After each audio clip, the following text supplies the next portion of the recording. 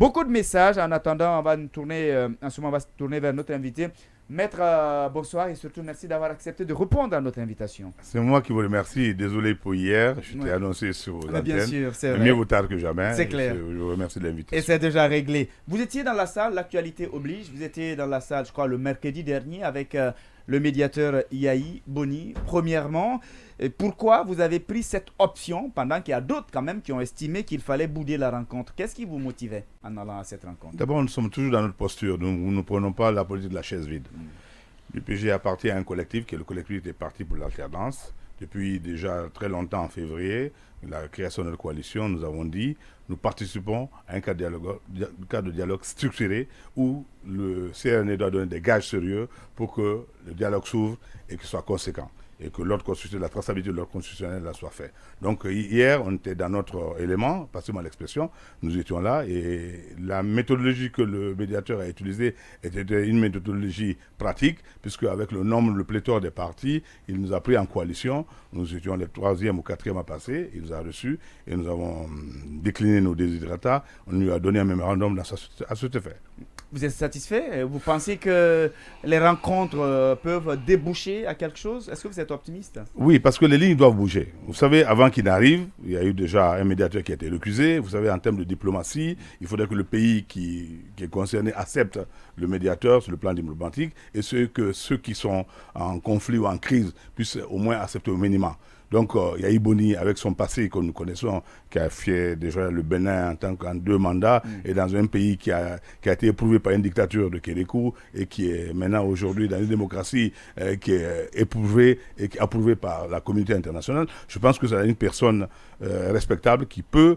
Au moins, il a fait bouger les lignes, puisque hier, il a reçu le groupe de l'ANA de l'RPG, ceux qui n'étaient pas rassurés à ce niveau. Donc, je pense que les lignes ont bougé. Pour le moment, il a fait une compilation de tous les points de vue. Et puis, voilà, il va faire sa religion là-dessus et rendre compte par rapport à ses mandants et aussi par rapport à nous qui lui avons donné des mémos. Les mémos en question, oui, allez-y. Moi, je veux savoir, pratiquement, vous avez répondu en partie à ma question, mais pratiquement, qu'est-ce qui devrait être la suite selon vous? Parce que vous avez parlé de dialogue, j'imagine qu'il n'y a pas encore de dialogue. Qu'est-ce qui devrait être fait les jours à venir? Bon, la première étape étant franchie, c'est-à-dire que tout le monde est venu presque sur la table de négociation. La seconde étape, c'est d'avoir une lisibilité de la méthodologie et du contenu de ce cadre de dialogue. Non seulement au niveau du contenu, il faut qu'un décret soit pris, formalisé, il faut que les organes qui doivent composer ce cadre de dialogue soient connus et que les termes de référence de ce dialogue-là soient connus. Puisque la finalité, c'est l'ordre constitutionnel que nous attendons tous. J'imagine que vous n'êtes pas resté dans la généralité dans votre mémo que vous avez donné au club. Alors, dans les détails, comment vous avez pensé ce cadre de dialogue? Est-ce que vous pensez qu'il doit être un cadre de dialogue restreint ou un cadre de dialogue où il y a tout le monde, comme certains l'appellent, une sorte de foire? Comment vous avez pensé ce cadre de dialogue? Comment il devrait être fait? Bien, ce dialogue-là est essentiellement politique, mais bien qu'il y ait un socle sociétal, ça il ne faut pas le négliger. Donc il faudrait que le cadre qui va être mis soit un cadre qui soit vraiment serein, mettre tout le monde dans la sérénité et que des gages sûrs de part et d'autre soient donnés. Nous, pour notre part, nous avons décliné dès le départ, dès le 14 février, au niveau de la durée, au niveau du contenu du dialogue, et nous avons décliné 36 mois, mais avec un chrono départ, passez-moi l'expression pour un peu épouser votre jargon, le 5 septembre. Parce que, objectivement, à partir du 5 septembre, il y a eu des actes qui ont été posés. Vous avez eu la charte, vous avez eu le CNT, vous avez un gouvernement, vous avez la CRIEF. Donc on ne peut pas donner un bonus de cet espace-là qui s'est passé. Donc à partir du 5 septembre, nous avons dit 36 mois. Au niveau du déroulé, nous avons dit que les audits doivent être au cœur.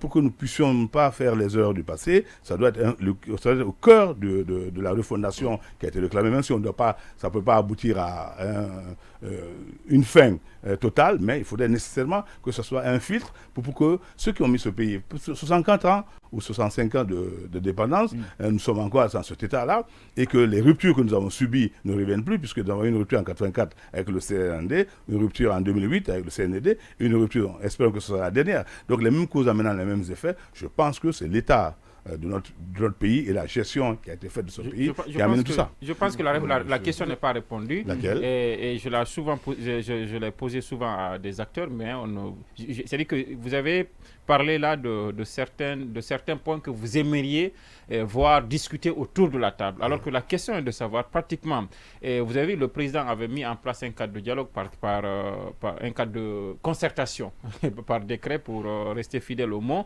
Et après, il y en a parmi vous qui ont dit qu'ils ne sont pas d'accord. Et ce cadre, il y avait une trentaine de personnes, il y avait des organisations qui étaient représentées.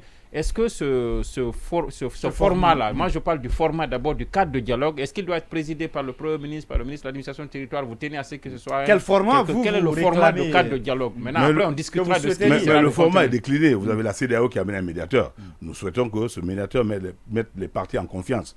Et ça prouve à suffisant, depuis qu'il est arrivé, beaucoup sont venus à la table de négociation. Si vous avez un dialogue, alors qu'il y a une des parties qui est partie présente à la crise, qui préside, il y a déjà le bas blesse. Je souhaiterais que le médiateur continue, soit dans ce dialogue-là, avec un décret qui donne les déroulés de ce dialogue-là. Donc c'est pour cette raison que nous sommes venus.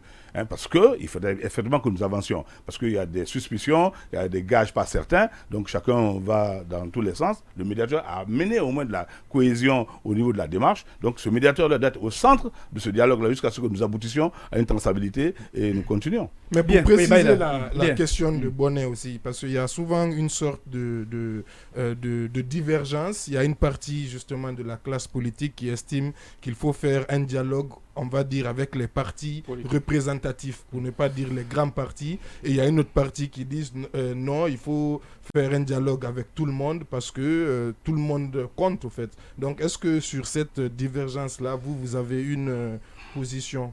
Oui, nous avons une position. Vous savez, quand vous dites une part, déjà le verre il est tiré, il faut le boire. Je dis, les partis sont agréés. Il faudrait que le ministre de l'Administration du territoire, par rapport à la charte des partis, voit quels sont les partis qui répondent aux déshydratats, en fait, au principe de la charte des partis politiques. Ensuite, il y a d'autres raisons qui sont les raisons, puisque un parti est créé pour conquérir le pouvoir et l'exercer. Quels sont les partis majeurs qui ont participé au moins à une élection, qu'elle soit communale, législative ou présidentielle? Ça, c'est des raisons objectives. Quels sont les partis qui ont un siège? Quels sont les partis qui sont représentatifs dans tout le territoire? Il y a au moins sur les 25 préfectures, sur les 33. Ça, c'est des raisons objectives. Il faut être sérieux un peu. 200 partis, le nombre ne nous effraie pas, mais il ne faudrait pas que dans ces 200 partis, qu'il n'existe que des partis que sur le papier. Donc aujourd'hui, mais cela, nous sommes dans une période extrêmement sensible. Il ne faudrait pas dire une chose et son contraire. Par conséquent, ce qu'il faudrait faire, il faut d'abord ouvrir déjà le dialogue. Cela est fait, mettre le cadre formel par un décret, mais nous souhaiterons que le médiateur soit toujours au centre pour jouer à l'arbitre jusqu'à la fin. Ensuite, par rapport aux désordres, il y a eu 10 points qui ont été déclinés, sur certains points qu'on en discute, et que nous restions d'accord sur tous les points qui vont être épluchés pendant ce cadre de dialogue. Bien, Yacine Palé. Alors, deux questions. La première, est-ce que vous n'avez pas l'impression que les autres partis, les autres coalitions comme vous, ne font que de la figuration et que c'est le trio ANAD, RPG Arc-en-Ciel et l'UFR qui dirige, parce que dès qu'ils ont demandé un format spécifique, ça leur a été accordé et bien entendu qu'on ne compte pas trop sur vous. La deuxième chose, c'est le médiateur, vous semblez avoir apprécié sa méthode de travail, mais certains déjà demandent à ce qu'il soit récusé et qu'il soit remplacé par quelqu'un d'autre. C'est quoi votre position? Cette journée, il y a eu la journée qui est à Mohamed Singh, où il y a eu le compte rendu des assises. Nous avons entendu 2 heures. Quand il est venu, nous sommes tombés d'accord. Il nous a fait une proposition sur la méthodologie. Donc quand vous dites que c'est les grands partis, ou je ne sais pas où vous prenez ce terme, mais moi je dis il y a des partis qui existent légalement, et nous constituons une coalition de 15 partis, pas des moindres. Nous avons accepté qu'ils reçoivent, en termes de timing, qu'ils reçoivent par coalition pour gagner du temps. Il a accordé 10 à 15 minutes à certains partis, mais on a été plus loin, parce qu'on a fait 30 minutes. Donc par conséquent... Les autres ont fait 3 heures. Oui, écoutez, 3 heures, bon, au niveau du timing, c'est qu'au moins il a la patience d'écoute. Un médiateur, quand il arrive, il n'impose pas un timing. À qui il a fait 3 heures? Il y a déjà l'ANAD, le RPG, l'UFR et puis la Corrède. Quand même. Le FNDC politique. Voilà, si vous divisez ça, les 3 heures là, ces différentes coalitions, vous avez le milieu. Et puis c'est eux qui étaient dans la posture de ne pas participer à ce cadre de dialogue. Il fallait bien les écouter pour qu'ils soient en confiance. Parce que c'est ça le drame. Il faut que tout le monde soit en confiance, que des gages sérieux soient donnés pour que nous veillions et qu'il n'y ait pas de suspicion. Après, nous aviserons quand nous ne serons pas d'accord. Et par rapport à ceux qui veulent qu'il soit, ceux qui le récusent déjà. C'est trop tard. Je crois qu'il faudrait qu'on comprenne que la Guinée doit avancer. Nous sommes toujours en train de dire que la Guinée doit repartir à zéro. Mais alors que les autres disent qu'il faut refaire encore le nouveau monde. Je dis non, il faut que nous sachions ce que nous voulons. On ne peut pas accepter quelqu'un qui arrive, qui est venu une fois, il ne nous a pas rencontré, il est venu une fois, il a rencontré les forces politiques ou les partis politiques, qu'on le recuse. À chacun, mais je dis, c'est pas sérieux de recuser quelqu'un qui a mis tout son temps et toute son expérience. Et la CEDEAO, vous savez, il y a plusieurs paliers au niveau des crises. La CEDEAO a la mission essentielle dans la communauté internationale de veiller à toutes les crises des pays membres de la CEDEAO. Donc il faut faire très attention. Alors, s'il y a une médiation, c'est parce qu'il y a une crise. S'il y a une crise, c'est parce qu'il y a quand même des protagonistes ici même en Guinée. Est-ce que votre regard sur la gestion en tout cas, votre regard sur la junte au pouvoir ou le CNRD, est-ce que ça a changé? Est-ce que vous pensez aujourd'hui qu'il y a lieu de se poser la question sur leur propre volonté de rendre le pouvoir à un civil dans un bref délai? Écoutez, rendre le pouvoir à un civil, moi je pense que je ne donnerai pas ma langue au chat par ce l'expression. Je dis simplement, il faudrait, comme on dirait l'autre, aller sur les actes qu'ils ont posés. Une jeune, quand elle est au pouvoir, faire une charte, moi, j'ai trouvé ça intelligent. Juste pas la Constitution fait une charte, donc c'est un bréviaire. Ensuite, mettre des organes fondamentaux comme le CNT, le gouvernement qui fonctionne, ça c'est déjà. Maintenant, le problème, ils ont demandé l'objectivité de dire qu'ils sont candidats à rien. Il faudrait qu'on sache mettre le nom sur les visages. Ça, moi, je crois que c'est la question à laquelle on doit répondre. On doit leur imposer pour dire, si vous n'êtes candidat à rien, quels sont ceux qui sont candidats à rien? Aujourd'hui, nous voyons des nominés dans le gouvernement qui prêtent serment. Ils doivent tous qui géreront la transition doivent prêter serment de ne pas être candidat à quelque chose. Parce que pour être au-dessus de la mêlée, la crédibilité du CNRD doit passer par là. Quand vous dites que vous devez faire une refondation par les audits, il faudrait qu'on sache que ce n'est pas une chasse aux sorcières. Si vous n'êtes pas dans l'impartialité, le doute peut être permis. Mais je pense que jusqu'à maintenant, nous comprenons que ce n'est pas facile de gérer une transition après avoir fait 11 ans de régime qu'on a connu, mais il faut qu'il monte des gages sérieux, c'est pourquoi le médiateur est là. Bien, oui, Diallo, je voudrais peut poser une question. Poser la question suivante, toutes les questions suivantes, je vais poser deux. La première question, c'est de savoir quelle est votre opinion, quel est votre avis sur l'interdiction générale et définitive de manifestation par rapport à cette décision du CNRD. Pas définitive. Hein? Oui, c'est définitif. Ils ont dit il n'y a pas de mot, c'est définitif. J'insiste, c'est définitif. Non, jusqu'aux échéances électorales. C'est ce que je dis. C'est tant qu'ils sont là. Ça veut dire tant qu'ils sont là. Alors là, j'assume juste définitif. Ils vont rester après les échéances? C'est la même chose. Maître est un juriste, il sait que cette interdiction, elle est définitive. Parce que, voilà. Bien, d'accord. Elle est définitive. Hein. Je rappelle, puisqu'ils n'offrent pas l'opportunité. Vous pouvez répondre? Oui. Bon, deuxième question, permettez-moi de poser. Moi, je dis interdiction générale et définitive de ça, manifester. On a compris. La deuxième question, c'est que pensez-vous de la façon dont opère le CNRD, puisqu'il prend tous les éléments, tous les aspects de la vie. Le CNRD veut régler tous les problèmes de la Guinée en même temps. Et là, on ne comprend pas. Qu'est-ce que vous leur conseillez?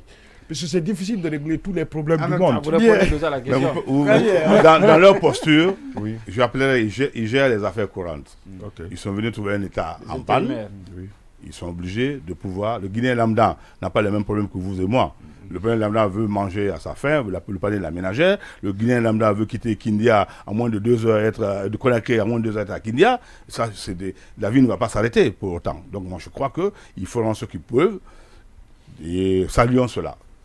Maintenant, l'interdiction, le principe général, c'est que le droit de manifester est un droit inaliénable. Mais l'interdiction, c'est une réglementation. Je ne sais pas si elle est totale ou jusqu'aux élections, mais l'État doit s'organiser. L'interdiction est venue après la marche qui nous a valu 2 morts.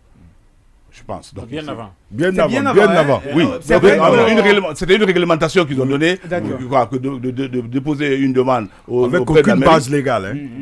La base légale, le ministère de la charte puisque consacre le droit de manifester. Je suis juriste, je sais de quoi je parle. Le ministère de l'administration territoriale est en charge de réglementer les activités des partis et des manifestations. Quand vous déclarez de faire une manifestation, il y a un déroulé juridique et légal que vous devez suivre.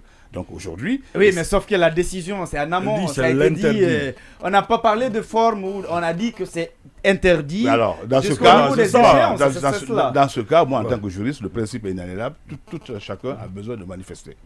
Et donc, moi, je dis, il faudrait revoir leur copie pour dire qu'on n'interdit pas une manifestation, on réglemente une manifestation. Voilà, moi je suis d'accord pour ce principe-là. Donc, non, je veux parler de l'UPG là parce que vous parlez en tant que juriste, mais je voudrais que vous parliez en tant que représentant d'un parti politique, l'idée émanant d'un parti politique. Nous sommes pour l'écoute et le dialogue.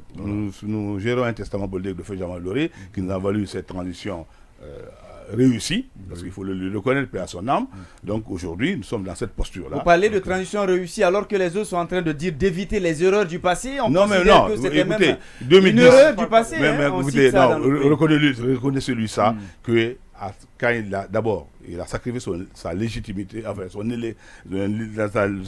sa légitimité pour se présenter aux élections présidentielles en choisissant d'être Premier ministre. Et là, il a pris l'engagement de ne pas être candidat. Oui. Et ça a débouché sur 2010 que tout le monde a salué sur une démocratie. Il n'était pas comptable de la suite. Mais cette transition, elle est connue. Il a dirigé cette transition et le général Sékou Konaté, avec la lettre de Ouaga, ils l'ont assumé. Donc il faut le reconnaître ça. C'est clair. Donc aujourd'hui, pour revenir à votre question, manifester, oui. L'opportunité surtout de la manifestation, c'est ce qu'il faut voir. Parce que nous sommes dans une période extrêmement sensible. Les causes peuvent se mutualiser. Vous pouvez voir un jeune dans la rue qui suit une manifestation sans savoir pourquoi. Donc il faut faire très attention que ça c'est. Je veux bien que... Destitution de FNDC, un petit avis. Destitution, la dissolution pose un problème parce que la légitimité du FNDC vient de notre rétroviseur politique. Et quand il manifestait pour que le régime d'Alpha Condé ne se prospère pas le troisième mandat, tout le monde était d'accord. Aujourd'hui, ils ont cette légitimité-là. Mais je me demande pourquoi ces responsables-là n'ont pas demandé un agrément. Non, moi j'ai envie de poser une question par rapport à la question de... Par rapport d'abord... sur le FNDC, non, si on peut... c'est là-bas je suis. Okay. Attention, Moustapha Kallo a une question. Vous avez tourné la page qu'on appelle du médiateur sans que je n'ai posé ma question. Ma question c'était de savoir, vous avez dit que le médiateur en ce moment, il met en confiance. Ça, je suis d'accord, parce que les gens viennent. Mais vous, par exemple, jusqu'où se limite cette mise en confiance quand on sait qu'après sa médiation, le CNRD pourrait se retrouver dans une posture à ne pas respecter les conclusions qui vont être issues de en tout cas les recommandations qu'il va faire. Jusqu'où se limite votre optimisme? D'abord, à l'entame de ses propos, il nous a montré son mandat qu'il a reçu de ses pairs de la CEDEAO, avec des thèmes de référence très précis. Il n'est pas venu seulement pour nous écouter, pour qu'on soit ensemble. Il est venu pour qu'il y ait une feuille de route de le cadre de dialogue-là. La feuille de route, il y aura un cadre juridique, réglementaire, et les parties prenantes seront connues. Ça, c'est important. Il ne partira pas comme ça. Il a reçu une chose, c'est d'abord amener tout le monde à la table. Ça, c'est important. Il fallait d'abord que les positions bougent. Donc, à partir du moment que les positions ont bougé, allons-y dans cette dynamique-là pour que nous nous écoutions et que nous disions à chacun ce que nous pour notre part. Nous sommes pour la politique, nous ne sommes pas pour la politique de la chaise vide, mais nous nous aviserons quand nous ne serons pas d'accord. Bien, oui, Moustapha Kallo. Si je ne me trompe, vous avez été vraiment l'un des commis de l'État, vous avez été longtemps agent judiciaire de l'État, oui, mais il faut... Je l'assume. Le micro. Moi, j'aimerais savoir, avec la CRIEF, en tout cas, les Guinéens sont, je ne dirais pas épatés, mais on est surpris de l'ampleur de la corruption. Beaucoup sont surpris. Avec les sommes assez faramineuses qu'on entend. Vous, en tant qu'agent judiciaire, est-ce que vous êtes surpris de ce qui se passe? Deuxième question, est-ce que vous avez le sentiment d'être comptable de la mauvaise gestion en tant qu'agent judiciaire de l'État, qui n'a pas bien fait son travail et qu'on en arrive à une situation où vraiment c'est devenu extraordinaire? Ça fait 10 ans. Donc, vous permettez, je dirais simplement l'origine de ma fonction, ça émane du feu général Lassana Conté. Je ne suis pas venu pendant la période du CNDD. Je suis juriste de formation, notaire. Quand je suis venu à l'agence judiciaire de l'État, ma mission essentielle était d'identifier les biens de l'État et de les récupérer. Les billets fongibles, c'était le numéraire, l'argent. Donc les argents qui sont détenus, on n'était pas allé chercher loin. Le débit de la Banque centrale, tout ce qui devait à l'État sont à la Banque centrale. Je leur ai demandé de venir payer. Et tenez-vous bien, on a découvert des poches de créances exigibles et recouvables de 1300 milliards, on a recouvré 758 milliards. Vous avez simplement récupéré ça, c'est les biens fongibles et les biens immobiliers. Justement, et les coupables. Enfin. Non, nous, la différence de la CRIEF et de nous, les audits, nous faisons les audits, nous ne sommes pas le juge. Eux, ils ont les deux pouvoirs. Ils peuvent auditer et juger. C'est différent. Donc, au niveau des créances de l'État, au niveau des biens de l'État, j'étais dans ma bonne poursuite, notaire de profession, nous avons identifié les zones réservées de l'État. Parce que l'État, tenez-vous, est le plus grand propriétaire. Mais le malheur en Guinée, c'est que la nature est envers du vide. L'État n'occupant pas son domaine, les particuliers l'ont occupé. Et quand vous occupez un domaine 10 ans, vous avez un sentiment que vous êtes propriétaire parce que vous avez une occupation paisible. C'est ce qui s'est passé. Et dans l'administration, on leur a délivré des actes. Caporal en fait foi, ils ont reçu des actes. Partout, vous avez l'EDG, la SEG qui passe, qui vous donne de l'alimentation d'eau et de courant, vous vous sentez chez vous. Mais malheureusement, dans le droit, on dit l'origine de la propriété, qui mal acquis perd sa propriété, qui paye mal repaye. Donc, les personnes qui ont eu ces documents n'étaient pas des documents en bonne et due forme. L'État a récupéré ses biens. Mais, je vous dis bien, quand moi je disais, on a mis la liste des occupants de bonne foi. Parce que quand vous occupez un bien et qu'on vous a trompé, que celui qui vous a vendu n'est pas le propriétaire, on vous met dans la catégorie des occupants de bonne foi, mais c'est pas pourtant vous êtes propriétaire, on essaie de vous indemniser. C'est dans ce cadre-là, donc il y a une liste d'indemnisation pour qu'on déclasse les personnes qui sont venues de bonne foi, pour qu'on puisse les indemniser, qu'ils ne soient pas restés 20 ans dans un domaine sans pour autant avoir une possible. Bien, justement, de l'ampleur de la corruption. Non, je ne suis pas sûr, parce que l'État fait tout en Guinée. Dans d'autres pays, le privé vient un peu occuper un peu sa place. L'État est le plus grand employeur et le plus grand propriétaire. Et vous savez, l'impunité vient d'où? C'est parce que l'épée de Damoclès n'est pas au compte sur la tête des, par l'expression, des gestionnaires, et l'impunité. Ce qui a valu que chacun pense que quand il vient aux affaires, qu'il est propriétaire du bien qu'on lui a confié. Voilà la question. Donc aujourd'hui, il faudrait revenir aux fondamentaux du République, que quand vous gérez, vous êtes contrôlé, et quand vous gérez mal, vous êtes appelé à répondre. Alors, maître, parce que vous avez évoqué le sujet tout à l'heure, vous avez dit que quand vous étiez agent judiciaire de l'État, vous avez fait quand même l'inventaire, vous avez fait une liste des occupants des domaines de l'État, si j'ai bien compris. Alors, est-ce que vous pouvez nous aider, parce que sa première question à laquelle il a renoncé apparemment, c'était de savoir, est-ce que vous ne vous sentez pas aussi coupable? Parce qu'il y a quand même 10 ans après vous... Responsable. Non, je ne veux pas dire ça. Il y a quand même 10 ans après... Il y a quand même 10 ans après... on vient déloger Cellou Dalein, on vient déloger Sidya Touré parce qu'on pense qu'ils occupent des domaines de l'État que vous n'aviez pas récupérés. Est-ce que vous ne les avez pas récupérés à l'époque parce que vous avez manqué de vigilance, ou bien à l'époque vous aviez estimé que c'était pour eux? Non, je vous disais bien que les audits pour nous, on n'était pas le juge. Nous auditons, nous faisons un constat. Un audit, c'est faire un constat, dire qu'est-ce qui s'est passé. Au niveau des biens de l'État, vous avez ce qu'on appelle le domaine public et le domaine privé. Pour que le domaine public vienne du domaine privé, il faut le déclasser. Pour acheter un bien de l'État, il faut un déclassement. Est-ce que ce déclassement est fait? C'est le juge seul peut le dire. Mais ce que nous avons identifié comme bien, tout ce que vous avez comme bien, vient du conflit franco-guinéen. À l'indépendance en 1958, la France a laissé tous ses biens... J'ai parlé de deux cas précis. Mais non, mais je ne vais pas personnaliser. Je dis simplement, je mets dans la globalité. Ils ont acquis des biens qui étaient dans le domaine de l'État. L'acquisition du bien peut être légale. Mais vous avez l'éthique et la morale. Excusez-moi, on vous confie un bien, ou bien vous gérez un État, et il y a ce qu'on appelle le délit de position dominante. Pourquoi vous acquérez, à vous, on vous donne ce bien, alors pas à un autre? Ce n'est pas la question. La bonne question, c'est de dire, est-ce que l'État a fait toute la procédure pour que ces personnes-là soient protégées? Parce que quand vous faites une acquisition d'un bien, ce n'est pas pour vous ça, c'est pour votre progéniture, pour demain. Est-ce que cette acquisition a répondu aux règles de l'art? Mais mieux, les dossiers étaient pendants devant les tribunaux. À partir du moment qu'un dossier est pendant devant les tribunaux, on suspend toute exécution avant de toute chose. Mais aujourd'hui, ce qui s'est passé, nous, à notre époque, on a constaté des occupations illégales, mais nous avons demandé aux juges de faire le travail. Bien. Oui, Yacine. Bon, Alors, Yacine d'abord, il a demandé. Alors, moi, je veux qu'on parle de cette déclaration de la junte qui dit que la durée n'est pas importante, mais ils sont déterminés à appliquer le chronogramme, les points énumérés. Est-ce que vous pensez la refondation que justement, c'est à eux de faire ça quand on sait qu'ils sont venus non pas par élection, mais par les armes? Est-ce qu'ils ont la légitimité de le faire, même si la classe politique n'est pas d'accord? Écoutez-moi, on ne va pas faire on dit une chose et son contraire. Le 5 septembre a été salué, c'est une date historique. Au 3 avril 1984, tout le monde célébrait ça à l'époque du feu général Lansana Conté. On va avoir le premier anniversaire. Le problème, c'est de savoir est-ce que ce que nous avons salué le 5 septembre répond à nos attentes. Moi, je crois que c'est la bonne question. Donc, la bonne question, c'est de savoir est-ce que les 12 mois qu'ils ont fait, est-ce qu'ils sont dans le timing? Alors, on vous pose la question. C'est la bonne question. Maintenant, la bonne question. Oui, c'est la bonne question. Maintenant, on vous la pose directement. S'ils ont tous se déroulé là, n'est pas obligatoirement à faire dans la transition. La transition peut finir et la continuité de l'État n'est pas. Il y a une continuité du service public, il y a une continuité de l'État. Ils sont venus faire une continuité. Après eux, il y aura une continuité. La durée de la transition n'est pas liée nécessairement à faire tout ce qu'il y a à faire dans la refondation. Alors, vous êtes un héritier de Jean-Marie Doré. Avant la question, Diallo avait demandé avant toi. Oui, Diallo, je vous pose une question à propos de la CEDEAO. Certains pensent que la CEDEAO est laxiste, d'autres pensent qu'elle est méthodique. Qu'en pensez-vous? Deuxième question. Une question. Non, juste, je vais être rapide.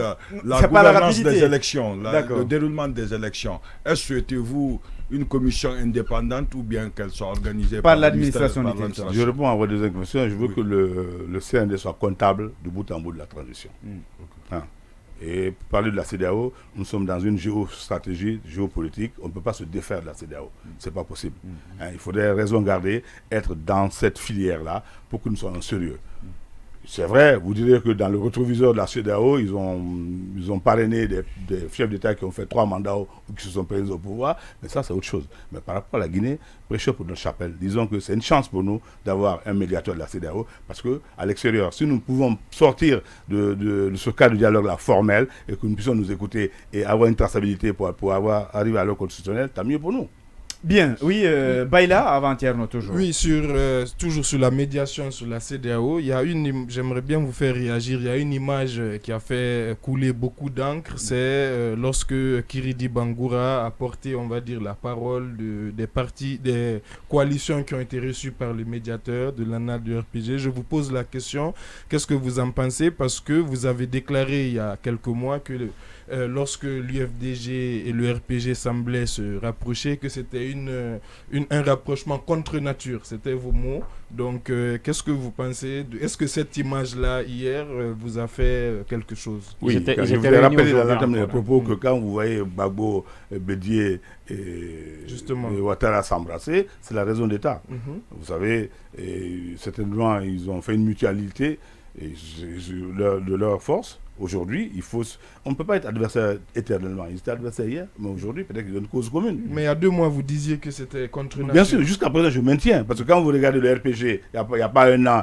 et l'UFR et l'UFDG, on savait qu'ils se regardaient en chaîne de faïence, pas seulement d'expression. Aujourd'hui, qu'ils se mettent ensemble pour une même cause, tant mieux, parce que la Guinée va déboucher nécessairement par ça. Il va y avoir des coalitions. En politique, on ne dirait jamais, Fontaine, je ne boirai pas ton eau. Il faudrait raison garder, faire de la politique intelligente et des alliances intelligentes. Bien, oui. Alors moi, je voudrais... Je disais tout à l'heure que vous étiez un héritier de Feu Jean-Marie Doré.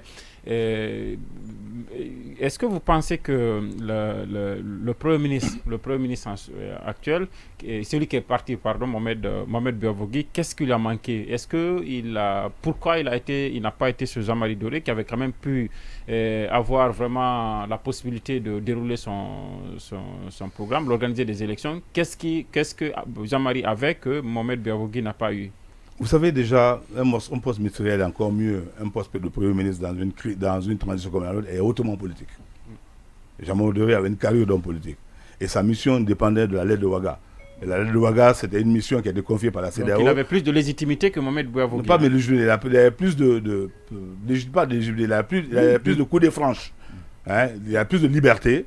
Parce que je sais de quoi je parle, parce que j'étais à Ouaga, la lettre de Ouaga, quand elle a été rédigée, le journaliste Segba Konaté devait s'occuper des problèmes militaires et que les forces vives, parce qu'il était représentant des forces vives, devaient gérer la transition pour mettre tout le monde en confiance. C'est parce que Jean-Marie Doré était Premier ministre que tout le monde a été mis en confiance et qu'on a débouché sur... On se reconnaissait dans les actes qu'il posait. Donc ensuite, l'homme que vous connaissez, paix à son âme, je me reconnais à lui, parce que quand même, malgré sa minorité à l'Assemblée pendant la présence omni du PUP à l'époque, il se faisait entendre parce qu'il avait la justesse des mots, il faisait en sorte de pouvoir réunir tout le monde. Est-ce que vous sous-estimez quand même aussi que la différence pourrait résider dans le fait que Konaté s'était quand même résolument engagé à scier le pouvoir, alors que ce n'est pas le cas apparemment. Mais tu l'affirmes? Est-ce que... Non, voilà. je dis... Tu l'affirmes? J'affirme que ce n'est pas le cas? Non.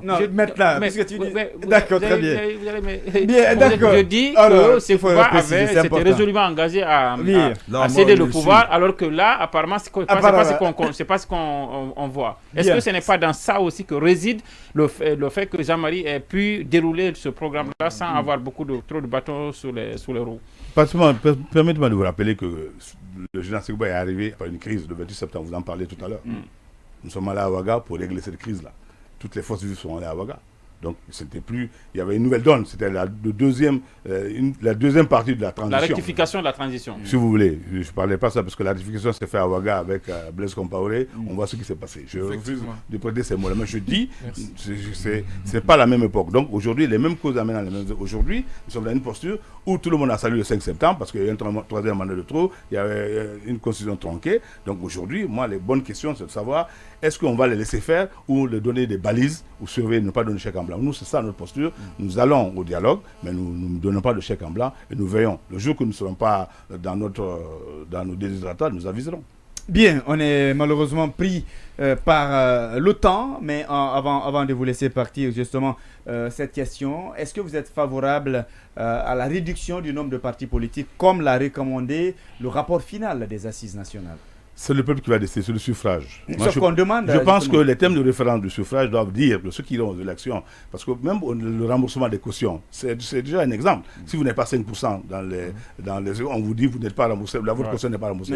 On peut utiliser la même technique pour dire que celui qui n'est pas implanté dans 25 préfectures sur 30, 33, il n'est pas un parti qui peut compétir. Et qu'on dise, ceux qui compétiront, à partir d'un certain quota, ne pourront pas être reconnus comme parti politique. Celui qui n'a pas le siège, c'est le B.A.B.A. Donc il ne pourra pas... Donc, et les visites annoncées du ministère de l'administration territoriale dans les QG, est-ce que vous avez reçu cette délégation? En sommes-nous? Est-ce que vous avez le sentiment qu'ils ont abandonné ces visites qui étaient annoncées? Non, je ne pense pas. Mais la priorité a été mise déjà pour la médiation et pour les assises. Mais le ministère, je crois savoir qu'ils vont continuer leur mission. C'est nécessaire d'ailleurs, parce qu'on ne peut pas aller aux élections sans faire un tri au niveau des partis politiques, sans que la biométrie soit faite. Et donc il faut que les partis, on sache que qui est bien implanté. Et la part de la divergence à l'UPG, est-ce qu'elle est tournée? Oui, ça c'est derrière nous. Merci, c'est derrière nous ça. La légalité, la légitimité. Vous voulez parler de l'autre président de Non, je ne pense pas. C'est votre jargon journalistique. C'est ce qui se passe, il continue toujours. Oui, bien sûr. Vous savez, vous prenez celui à qui vous tendez le micro.